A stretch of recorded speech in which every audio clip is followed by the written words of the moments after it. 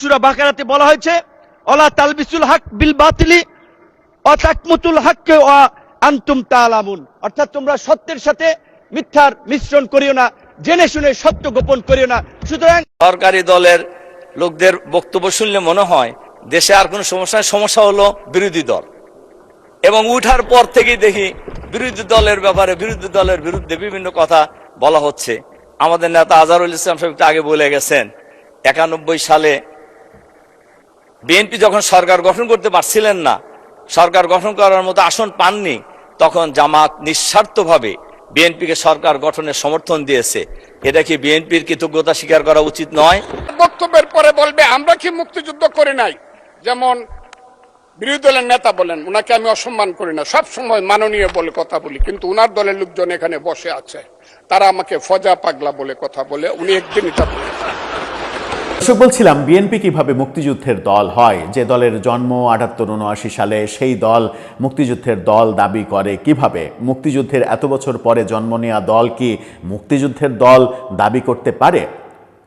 অপরাধী লুকই নাই, সবই তো ফাঁসিতে গেছে গা, আর যারা ছিল হারা মরে গেছে গা। এখন কে জামাতের যুদ্ধ অপরাধী?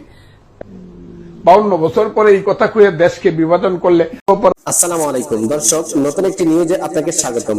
বাংলাদেশের বর্তমান রাজনৈতিক পরিবেশ ও পরিস্থিতি প্রেক্ষাপটে নতুন একটি নিউজ নিয়ে আমি আপনাদের সামনে উপস্থিত হয়েছি, যার শুরু অংশগুলো দেখে আপনি বুঝতে পেরেছেন আজকের ভিডিওটি কতটুকু গুরুত্বপূর্ণ ও তথ্যবহুল আলোচনা হতে চলেছে। আশা করব ভিডিওটি না টেনে শুরু থেকে শেষ পর্যন্ত দেখার, তাহলে অবশ্যই ভিডিওটির মূল রহস্য ও তথ্য জানতে পারবেন।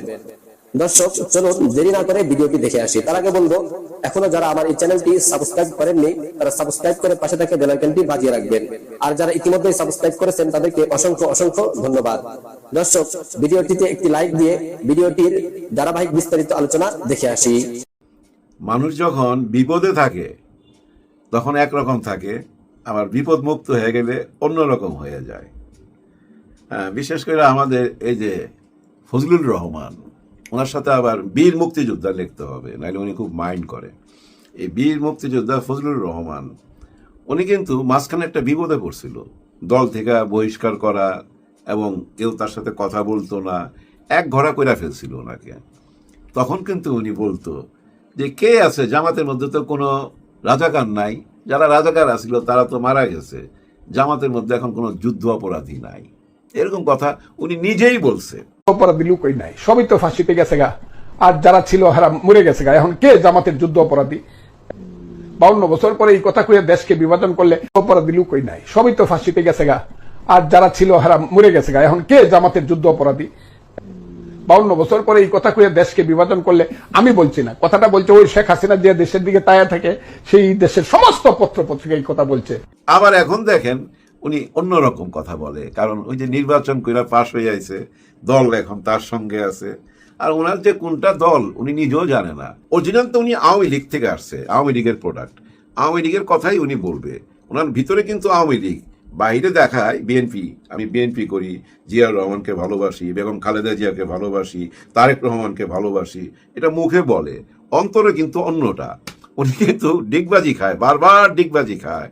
এর আগে একবার টেলিভিশন মার্কা দাঁড়াইছিল, গামছা মার্কা দাঁড়াইছিল, বহু রকম মার্কায় উনি দাঁড়াইছে। ডিগবাজি খাইতে খাইতে এখন বিএনপিতে আইসা ঠেকছে। যাই হোক, দেখা যাক এখান থেকে আবার ডিগবাজি খায় কোথাও যায় কিনা। তবে ভাই, বিএনপির মধ্যে আরেকজন নেতা আছে, ইশরাক হোসেন, উনি কিন্তু খালি অনুমতি চায়। হ্যাঁ, লিডারের কাছে খালি অনুমতি চায় যে আমার এই অনুমতি দেন, এক্ষুনি দেখা নেব। মানে অনুমতি পাইলেই উনি ঝাঁপায়া পড়বে। বিরাট ফোর্স আছে তোমার সঙ্গে, দল বল নিয়ে উনি ঝাঁপায়া পড়বে, বিরাট ক্ষমতা। খালি বলে অনুমতি দেন। গতকালকে না আজকেই বোধ বলতেছে সংসদে দাঁড়ায়া, অনুমতি দেন লিডার, বিরোধী দলকে দেখে নিবে, সে পতন ঘটায় দিবে বিরোধী দলের। কারণ বিরোধী দল নাকি বাইরে যা বলে সরকারের পতন ঘটাবে, এজন্য সে বিরোধী দলের পতন ঘটাবে। ঠিকই আছে, দুজন দুজনের পতন ঘটায় দেখি আমরা, দেখতে অসুবিধা কি, তাই না?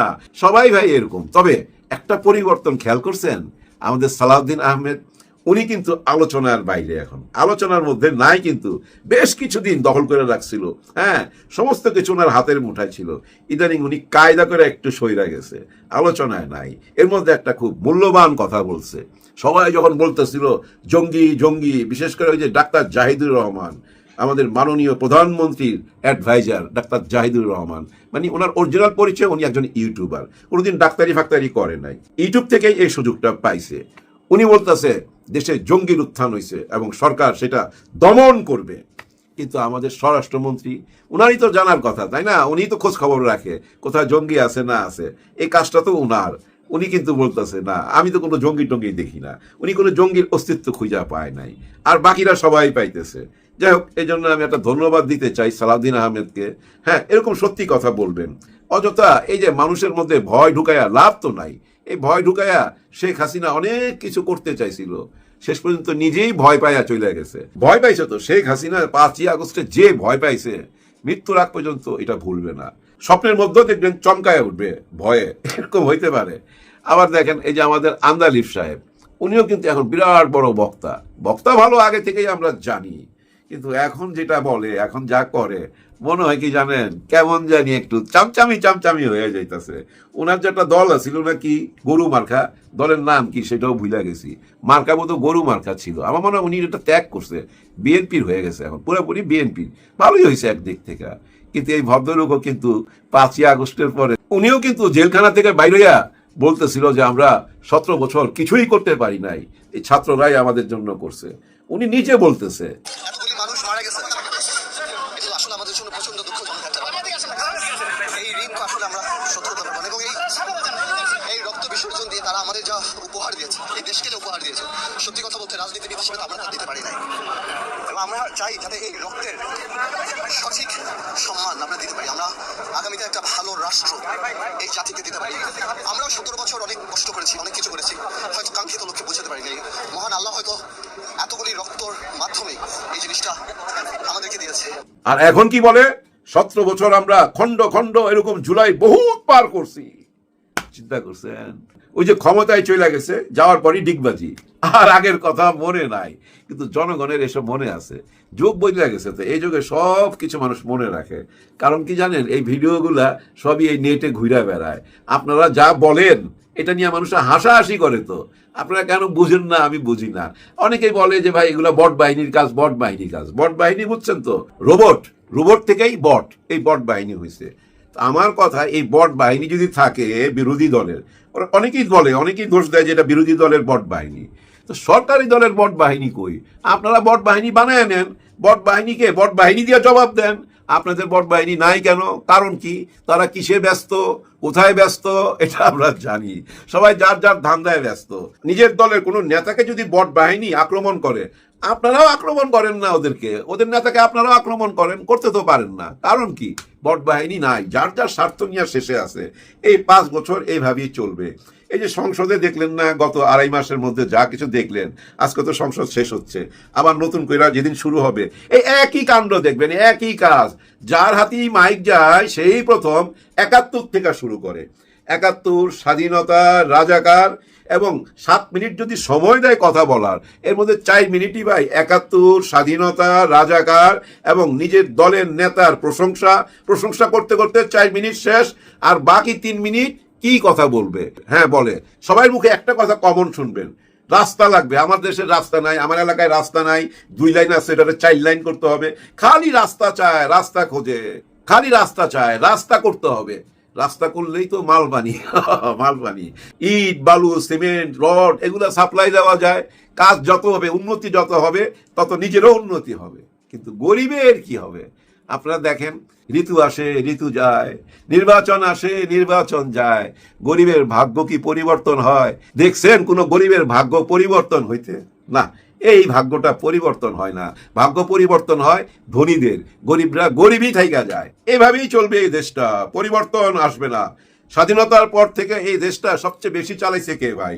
আওয়ামী লীগ আর বিএনপি, ওনারাই তো চালাইছে, তাই না? মাঝখানে এরশাদ সাহেব ছিল, বাকি এই 2 দলই এই দেশটাকে 55 বছর চালাইয়া নিয়ে আসছে, এখনো চালাইতেছে। কিন্তু যেখানে ছিলাম ওইখানেই আছি আমরা, এক চুলো নড়ি নাই, কিন্তু ওইখানেই আছি, ওইখানেই থাকুম। কারণ পরিবর্তনটা আমরা আনতে পারি নাই। পরিবর্তন আনতে হইলে নতুন সরকার দরকার ছিল, নতুন কাউকে ক্ষমতা দেওয়া উচিত ছিল। নতুন কেউ যদি ক্ষমতায় আসে তাহলে নতুন কিছু হইতে পারে, না হলে ওই পুরনো সিস্টেমের মধ্যেই আমাদেরকে থাকতে হবে। আর বেশি কিছু বলার নাই। উপরওয়ালার কাছে খালি বলি, আল্লাহ আমাদেরকে রক্ষা করো, আমাদের দেশের ভাগ্যটা পরিবর্তন কইরা দাও, বিশেষ করে এই গরিবের ভাগ্যটা পরিবর্তন কইরা দাও। ধনীদের ভাগ্য তো পরিবর্তন হইতাছে, ডে বাই ডে উন্নতি হইতাছে, কিন্তু গরিবের কিছু হচ্ছে না। গরিবের জন্য সবাই দোয়া করবেন, দোয়া ছাড়া তাদের জন্য আর কি করতে পারি আমরা। আপনার পোষা সাপ যদি আপনাকেই দংশন করে তাহলে আপনার ভালো বোধ করার কথা নয়।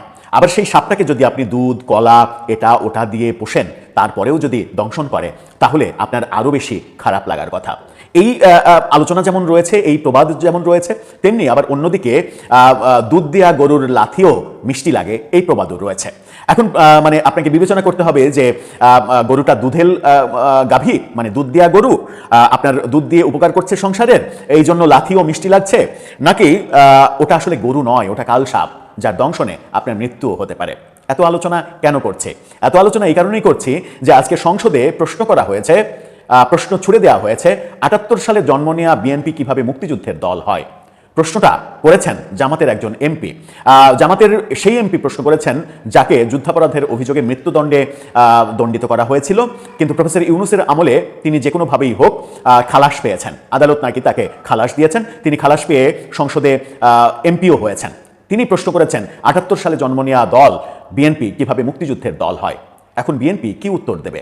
বিএনপি কি সত্যিই উত্তর দেবে, নাকি বিএনপি এখন অনুধাবন করতে শিখবে যে কদিন আগেই, মাত্র কদিন আগেই ২০০১ থেকে ২০০৬ সাল পর্যন্ত এই নেতাদের যে বিএনপি মন্ত্রী বানিয়েছিল, তাদের গাড়িতে পতাকা উড়িয়েছিল, সেই বিএনপি কি তখন তাহলে ভুল করেছিল? এখন এসে সেই ভুলের মাসুলগুলো দিতে হচ্ছে। বিএনপি কি সত্যিই মুক্তিযুদ্ধের দল নয়? বিএনপি কিভাবে আসলে দাবি করছে মুক্তিযুদ্ধের দল? চলুন একটু কি দাবি করছেন জামাতের এই নেতা এবং এর পরিপ্রেক্ষিতে কি প্রাসঙ্গিক বক্তব্য আসতে পারে সেগুলো একটু বুঝে দেখি এবং অনুধাবন করার চেষ্টা করি আসল বাস্তবতাটা। থাকবেন। বিএনপি কিভাবে মুক্তিযুদ্ধের দল হয়, যে দলের জন্ম ৭৮-৭৯ সালে, সেই দল মুক্তিযুদ্ধের দল দাবি করে কিভাবে? মুক্তিযুদ্ধের এত বছর পরে জন্ম নেওয়া দল কি মুক্তিযুদ্ধের দল দাবি করতে পারে? প্রশ্নে যুক্তি আছে, কিন্তু প্রশ্ন কতটা সত্য, তার যুক্তি কোন দিক দিয়ে, আবার যুক্তির পাল্টা যুক্তি অন্য দিক দিয়ে যেভাবে দেয়া যায়, সেগুলো আলোচনার বিষয়। শিরোনামটা দেখে নিন ইত্তেফাকের, সেখানে বলা হচ্ছে বিএনপি কিভাবে মুক্তিযুদ্ধের দল হয়, প্রশ্ন জামাত নেতা আজহারের, এটিএম আজহার, যাকে যুদ্ধাপরাধের অভিযোগে মৃত্যুদণ্ড দেওয়া হয়েছিল। প্রফেসর ইউনূসের শাসনামলে আমরা দেখেছি যে তিনি খালাস হয়ে গেলেন, আদালতের রায়ে তিনি খালাস হয়ে গেলেন। যাই হোক, আদালতের রায় নিয়ে তো আর কথা বলার কোনো স্কোপ নেই। আদালত মনে করেছে যে আগের বিচার প্রক্রিয়া ভুল ছিল, সেটা সংশোধন করে তাকে খালাস দিয়েছেন, খুবই ভালো কথা, ওয়েল অ্যান্ড গুড। তারপরে তিনি সংসদ নির্বাচন করে সংসদে গিয়েছেন এবং সংসদে দাঁড়িয়ে বিএনপির দিকে প্রশ্ন ছুড়ে দিচ্ছেন, যখন কিনা গতকালকে এই বিএনপির নেতা বীর মুক্তিযোদ্ধা ফজলুর রহমান জামাতের আমিরকে বেশ তীব্রভাবে আক্রমণ করেছেন। বলেছেন যে জামাতের আমির যে দাবি করে যে আমি শহীদ পরিবারের সন্তান, মুক্তিযোদ্ধা পরিবারের সন্তান, কোনো শহীদ পরিবারের সন্তান কিংবা মুক্তিযোদ্ধা পরিবারের সন্তান জামাত করতে পারে না, এরকম বক্তব্য দিয়ে সংসদে তুলকালাম কাণ্ড বাঁধিয়ে দিয়েছিলেন, যদিও তার সদুত্তর আমরা জামাতের আমিরের কাছ থেকে এখনো পাইনি। কি বলছেন তিনি? সংসদ অধিবেশনে জামাতের ভারপ্রাপ্ত সেক্রেটারি জেনারেল এবং রংপুর ২ আসনের সংসদ সদস্য এটিএম আজহার তিনি দাবি করেছেন, তিনি বলছেন বাংলাদেশ জাতীয়তাবাদী দল বিএনপি নিজেদেরকে মুক্তিযোদ্ধা দল দাবি করার যে যৌক্তিকতা, সেটা নিয়ে প্রশ্ন তুলছেন। তিনি বলেন যে বিএনপি দাবি করে তারা মুক্তিযুদ্ধের দল, অথচ দলটি প্রতিষ্ঠা হয়েছিল ১৯৭৮ সালের ১ সেপ্টেম্বর, আর মুক্তিযুদ্ধ হয় ১৯৭১ সালে। তাহলে মুক্তিযুদ্ধের দল কিভাবে বিএনপি হতে পারে? তিনি আরো বলেন বিএনপি একটি বড় রাজনৈতিক দল, তাদের নারী নেত্রীরা রাজপথে আন্দোলন করেছেন এবং তাদের ভূমিকাও আছে, কিন্তু সংরক্ষিত নারী আসনে গোপালগঞ্জের কাশিয়ানী থানা মহিলা আওয়ামী লীগের বন ও পরিবেশ বিষয়ক সম্পাদককে আপনারা মনোনয়ন দিয়েছেন। এ সময় তিনি প্রশ্ন রাখেন, কেন? এটা কি আপনাদের দৈন্যতার কারণে, নাকি আপনারা কোনো মহিলা খুঁজে পাচ্ছেন না? আপনারা কি কোনো শক্তিকে খুশি করতে চান, তাদের সহযোগিতায় ক্ষমতায় থাকতে চান? এই প্রশ্নের জবাব আপনারাই জানেন। এছাড়া জান্নাতের টিকিট বিক্রি প্রসঙ্গে টেনে তিনি বলেন, আমরা নাকি জান্নাতের টিকিট বিক্রি করি? অবশ্যই আমরা জান্নাতে যেতে চাই, আমাদের আন্দোলন জান্নাত।